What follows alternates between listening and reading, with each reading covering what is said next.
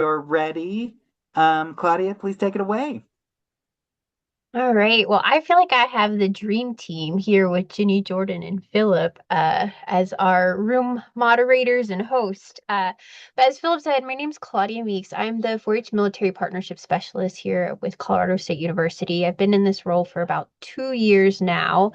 Um, Year three will hit January 1, so super excited about that. Previously, I worked in extension in a county program, working mainly with outreach programs, but also serving one of our installations who I just saw joined us. So shout out to Buckley. Um, but today I'm going to talk to you guys about engaging with Cloverbuds. So the agenda for today, we're going to talk about who are Cloverbuds, how we support them, a little bit about Cloverbud meetings and programs, and then I have some really great resources and curriculum to share with you guys as well. So who are our Cloverbuds? Our Cloverbuds are our youngest participants in 4-H. There are kindergarten to second grade or 5 to 7 year olds. They are my absolute favorite group of kids to work with. I just get so much excitement working with them.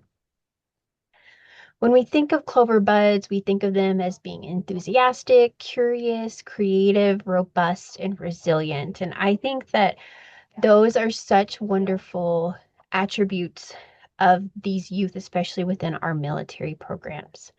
So my next couple of slides talk a little bit about ages and stages of the Cloverbud youth. I'm not going to talk about everything on them because there's a lot of information.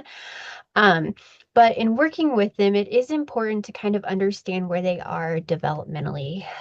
Kids within the Cloverbud programming are going through a lot of change, physically, emotionally, mentally. They're learning to be friends with one another. So there's a lot going on with these kids developmentally. So it's important to kind of understand some of that. One thing that I learned working with Cloverbuds is the second one is they're learning to cut with scissors. I also learned that some of them don't know how to fold. So understanding some of that, I think, will help you guys to be successful. And I'll talk a little bit about ways we can help to support that development. But so the left-hand side of the slide talks a little bit about where they are developmentally. And then the other side talks about ways that we can help to support them. One that I really feel is super important is this provides instruction both visually and verbally. Working with those younger kids, they sometimes need to see things like when I talk about like folding paper, like I demonstrate exactly how to fold. Um, so I think that that really helps them to understand what's being asked of them because they do need that clear and simple instructions for what you're asking of them. The next slide talks a little bit about our older clover buds, so our 7-year-olds. Um, they really are into being involved in a lot of things. They like to do repetitive activities like jumping rope.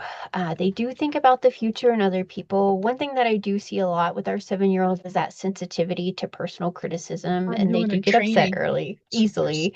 In my experience, sometimes we have to take a moment to figure out, especially when they think that whatever they're working on isn't perfect.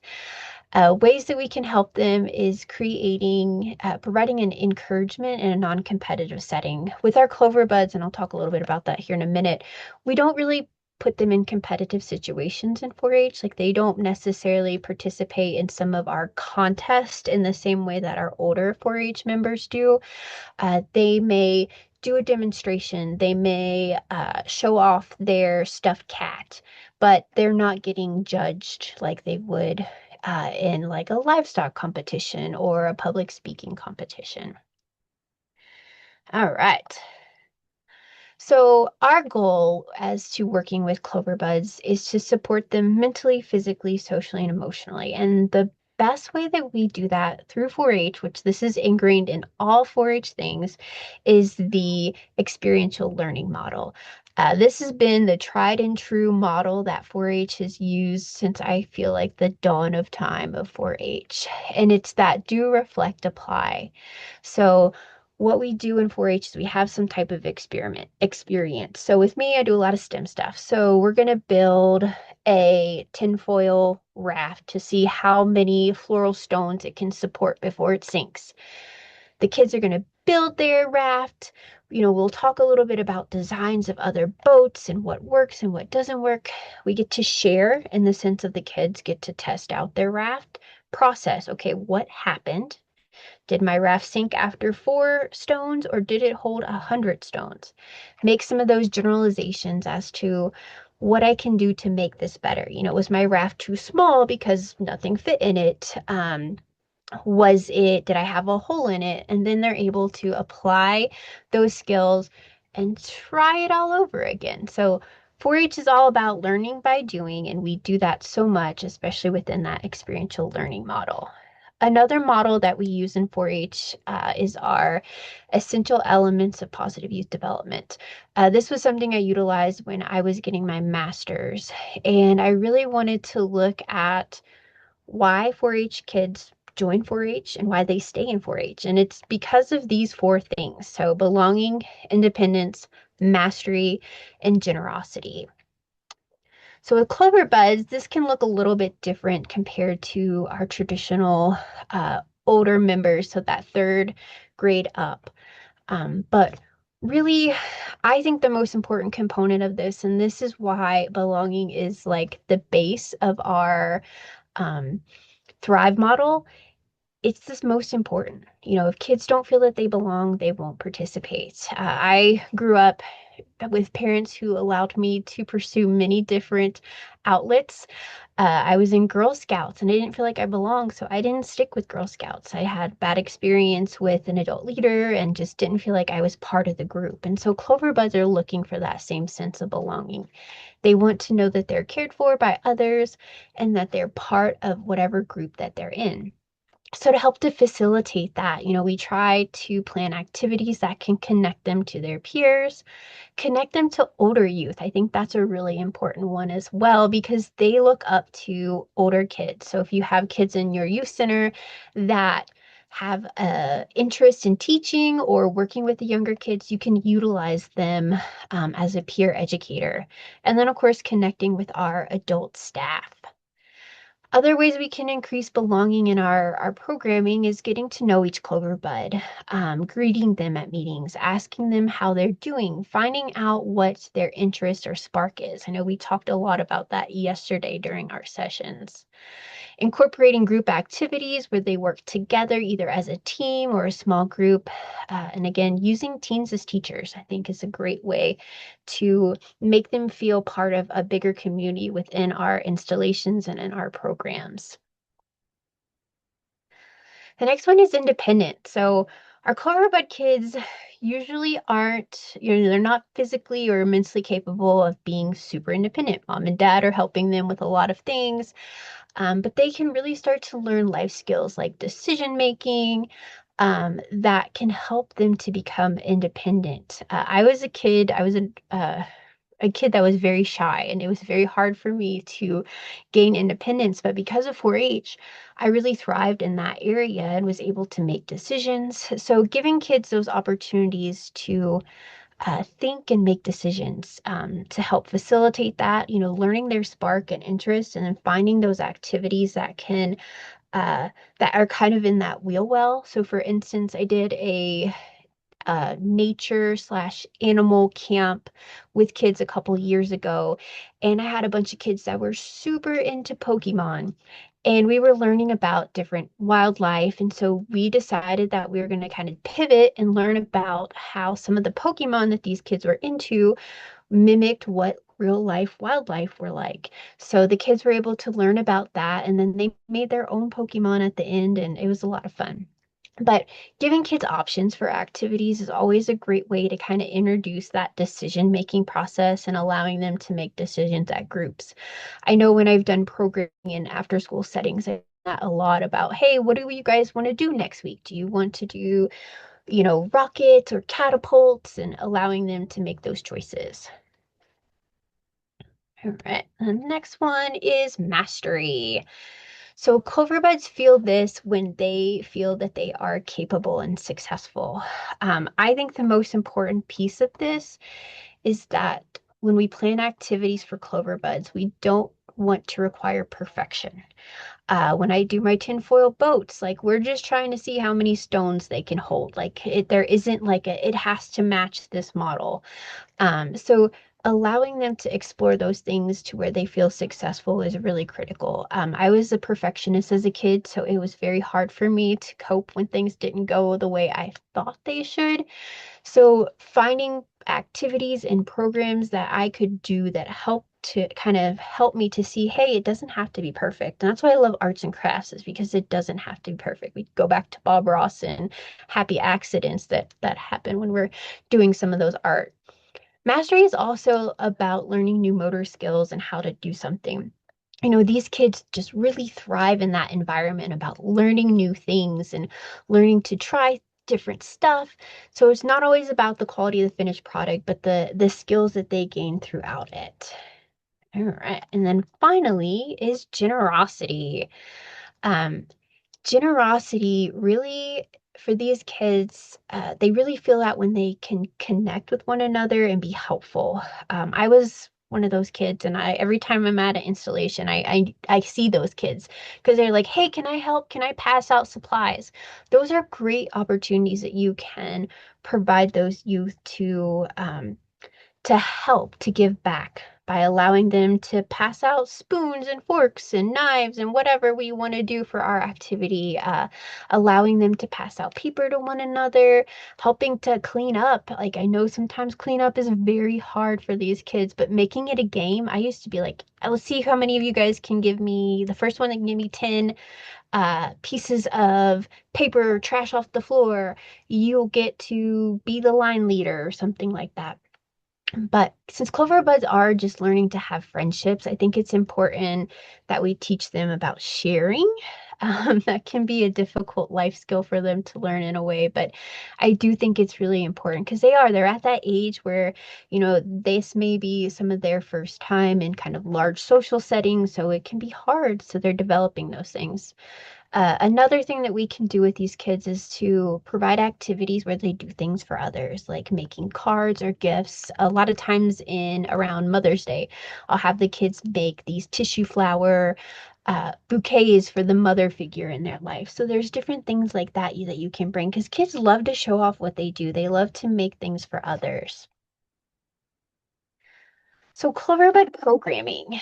Um, the activities, we do try to tailor them to the developmental level of the youth so that they can all experience success.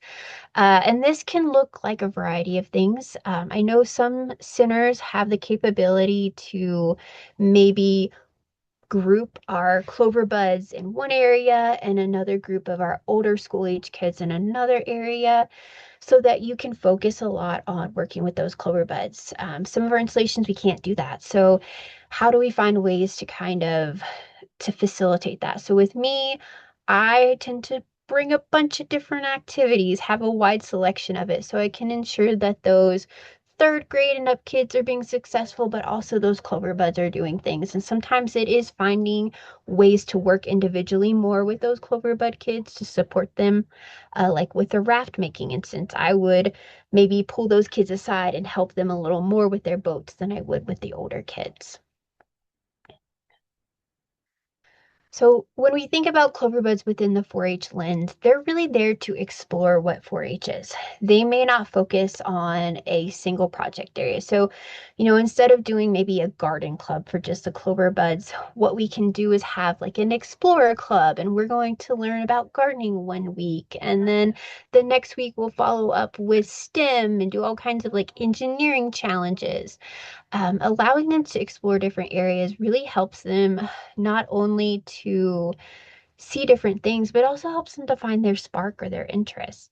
As I said earlier, our Cloverbud programs are non-competitive, so they're not doing some of the activities that they might do if they were like a traditional club member or participant in that. And then again, because our lovely kiddos in our age group here tend to have a little shorter attention span, we do want to keep activities short and simple, but with a lot of interaction because these kids are always on the go. They have infinite energy. So 4-H Cloverbud meeting. So there is an excellent resource with Ohio State 4-H. They have the QR code is down there. It is their Cloverbud Connections website, and it has so much stuff on it. It has a meeting planning template, so that's what this document is here. This can really help folks plan a Cloverbud meeting with those kids. It needs to be short and sweet, but it can have a lot of the things that they need. They have meeting menus and they have years upon years of meeting menus on this website.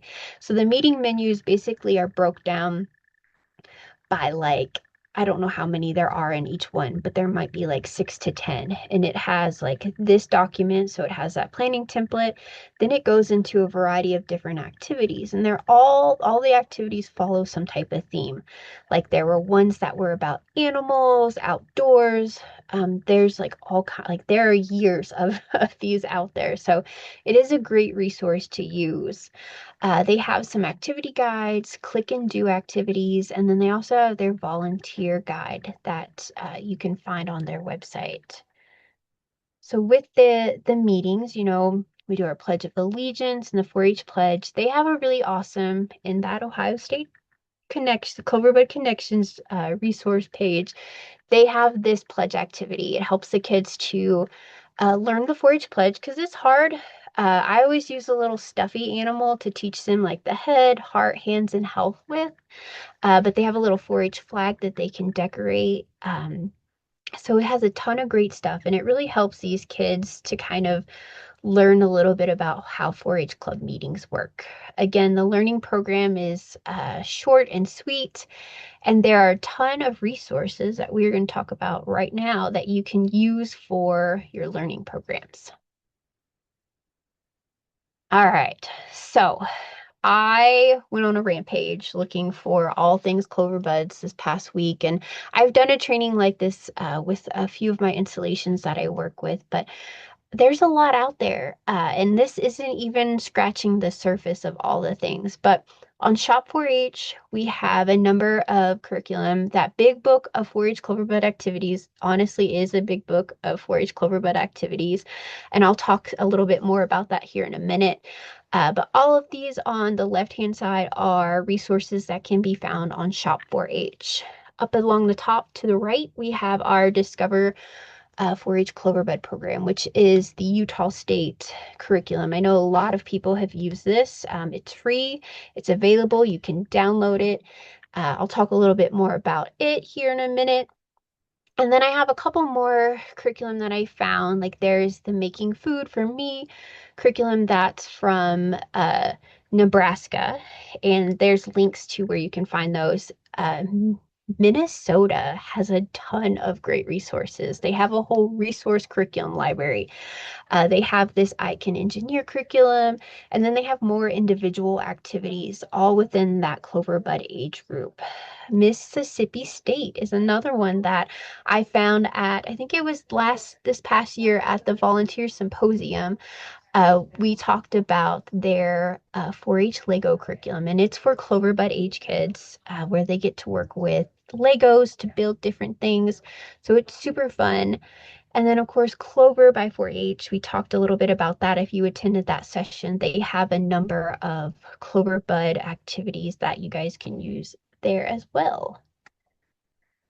So our big book of 4-H Cloverbud activities, they have 50 different lessons, and within them, there are a variety of activities in there. I actually have given away my book, so I had to order a new one when I realized that I don't have it anymore because I was going to pull an activity to show you guys in it. But this is a great resource. I gave all of my installations these books this past year, or maybe it was last year, So they all have a copy of this, but a lot of them use this when they're working with their Cloverbud youth and have said that it's a great resource.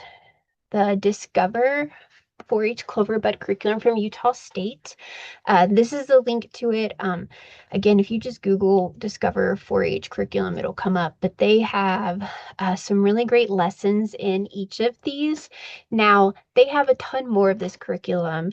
And while it's geared towards older kids, you can modify a lot of their lessons. Like that's where I actually pulled the 10 foil raft challenge was from one of their other lessons, but I kind of did a little bit of a modification to help to support our Clover buds. But this is what the curriculum book, I pulled a lesson from the Science and Technology Club. So it's divided into 6 club meetings. And then in each club meeting, they have, this one has just 2, but some of them have 3 or even 4 activities within there. So this one talks a little bit about the laws of motion. So they're going to have a little toy car, go down a ramp. They're going to actually do a science experiment with different trials in it to see how far that car goes.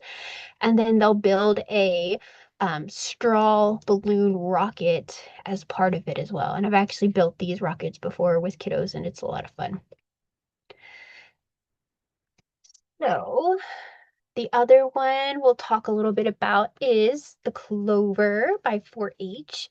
So I went on there this morning and there are about 30 or so Cloverbud activities. Now, some of them are like grades through 1 through 8, but you can find some modifications to utilize them with the Cloverbuds. But there's a lot of great things in here. And what I like about them is if you don't want to use them in the web format, you can download them and use them as like a PDF lesson. So this was one of the lessons that was learning about nutrition with Play-Doh. So the kids actually get to make Play-Doh with this. They use the my plate activity to make their food on the plate. So it was a really great activity. It's all step by step. So this is one way, and I've used Clover a lot by downloading the lessons to use in in-person programming. So it works really, really well because we don't always have access for everyone, all of our kids to have a tablet or a laptop to do some of the interactive lessons. So this is one way that you can kind of change the formatting and make it work for you.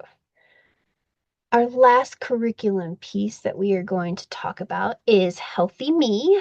So, Healthy Me is a curriculum developed by Penn State Extension. It is a character building curriculum and it focuses on the 4 H's of 4-H. And then what I like about it is the activities really build a lot of life skills that these kids are learning right in their age range. So, affirmation, learning about friendship, understanding their feelings, which I think is a huge one for these kids to learn about. Decision making, self confidence, staying healthy, trust, being present, and influence. There are 8 different lessons, and they're about 45 minutes to an hour. They don't have this curriculum to where you can buy it or get it. So I put Jennifer's contact information if this is something that you're interested in. Colorado State University received this curriculum as part of the Health Rocks grant that we received. So it's part of that healthy living curriculum. For those that may not be familiar with Health Rocks, it's a healthy decision making curriculum that a lot of states use. So this kind of fits in that wheel well, but it's more of that character building piece of it. But it uses storybooks, and they have a ton of great storybooks that are part of this curriculum. So here in Colorado, when we started this program last year, I made kits for all of our installations that had the supplies for the lessons, and then it had all of the books that went along with it. And a lot of our installations have been using it and really enjoy it. But it's a great activity or a great program to use with your younger school age kids. Oh man, I kind of breezed through that. So, do you guys have any questions about anything?